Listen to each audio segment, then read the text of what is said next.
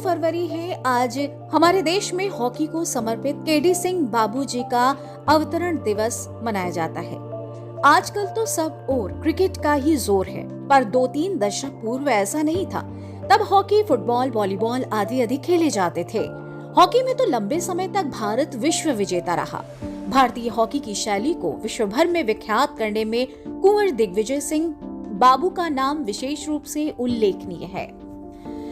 KD Singh बाबू का जन्म 2 फरवरी 1922 को उत्तर प्रदेश के बाराबंकी नगर में हुआ था। उनके पिता राय बहादुर ठाकुर रघुनाथ सिंह प्रसिद्ध वकील, साहित्यकार एवं समाजसेवी थे। वे टेनिस और बैडमिंटन के अच्छे खिलाड़ी थे, पर बाबू को हॉकी का शौक था। उन्होंने खेल जीवन का प्रारंभ जिले के प्रसिद्ध महादेवा मेले से किया।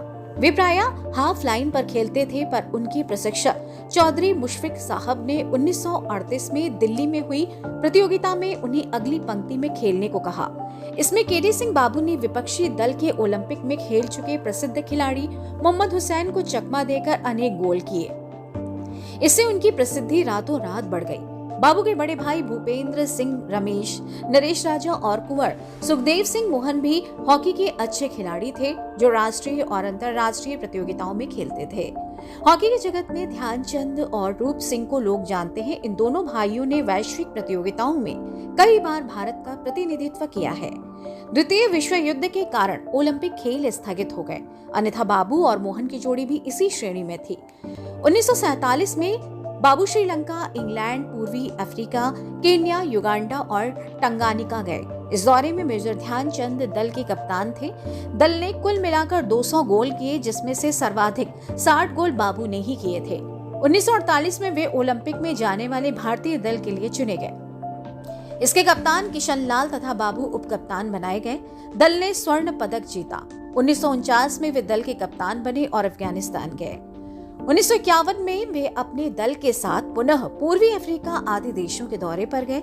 इस बार भारतीय दल के 236 में से 99 गोल बाबू ने किए। 1952 में हेलसिंकी और ओलंपिक में स्वर्ण पदक जीतने वाले हॉकी दल के कप्तान बाबू ही थे। 1953 में अमेरिका के हेल्मस फाउंडेशन ने उन्हें एशिया के सर्वश्रेष्ठ खिलाड़ी के नाते हेल्मस ट्रॉफी प्रदान की। इसके बाद वे सक्रिय खेल जीवन से हट गए, पर उन्होंने 1960 के ओलंपिक में जाने वाली टीम को लखनऊ में सघन प्रशिक्षण दिया और उनका चयन भी किया। राष्ट्रपति महोदय ने उनकी खेल सेवाओं को देखते हुए उन्हें पद्मश्री से विभूषित किया। उन्हें उत्तर प्रदेश का पहला खेल निदेशक बनाया गया। 1970 में वे हॉकी टीम के प्रशिक्षक बनकर हांगकांग भी गए। 1976 में शासन ने बाबू को रेल मंत्रालय में खेल का अवैतनिक सलाहकार बनाया।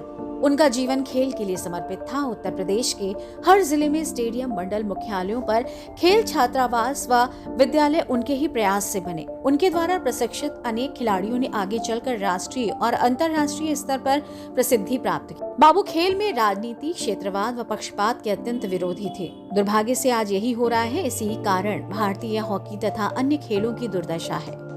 गुजरात से हमारे संवाददाता चंद्रकांत सिंह पुजारी की ये खास रिपोर्ट। खबर सबकी, सीधे आप तक।